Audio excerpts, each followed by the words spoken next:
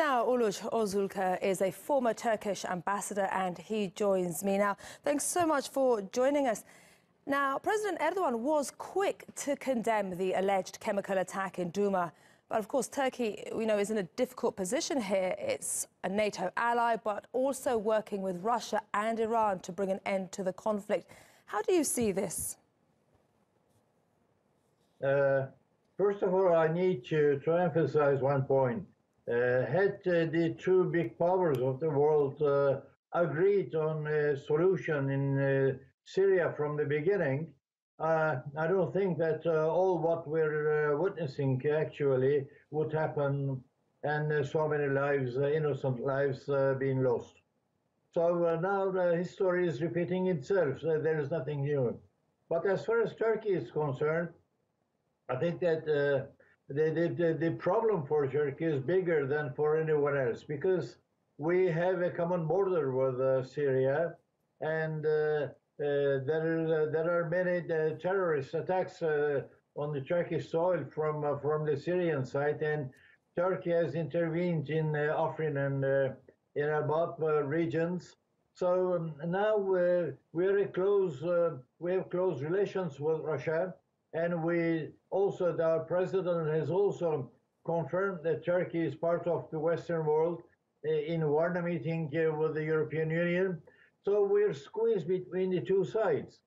And I think that to sort out from this impasse, from this deadlock, is to pursue the same successful diplomatic policy that we witnessed lately in the Afrin operations. Okay. And I know that our president has already spoken with Mr. Putin, President Putin. So I think that we need to pursue a very balanced diplomacy between the two sides without being involved deeply in the military actions which are about to come, as far as I see.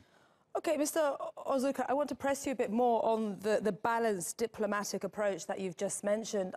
Turkey's really been working to maintain good relations with all of its foreign neighbours. So how do you think that this latest escalation in Syria may affect this?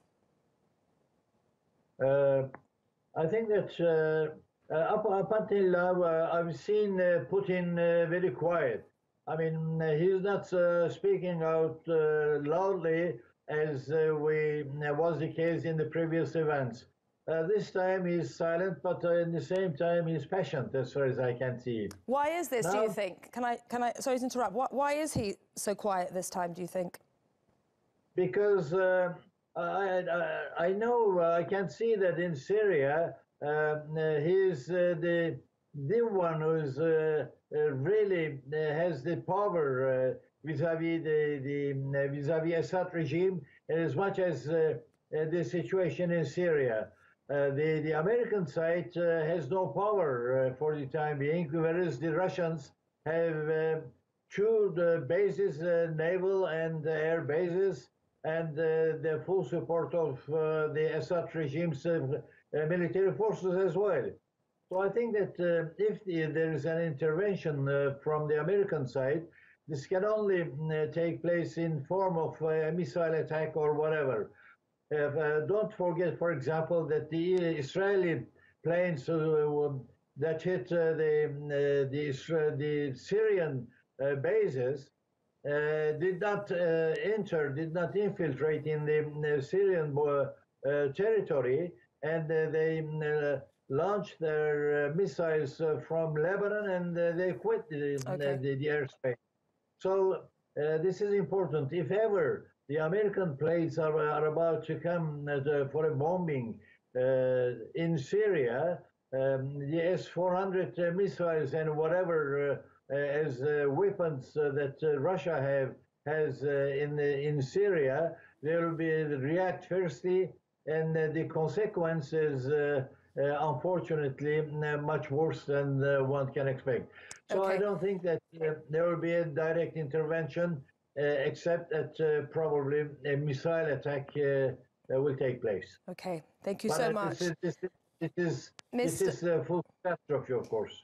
Okay, Mr. Ozulker, thank you very much for your time and speaking to us on TRT World. That was Mr. Uluc Ozulker, a former Turkish ambassador.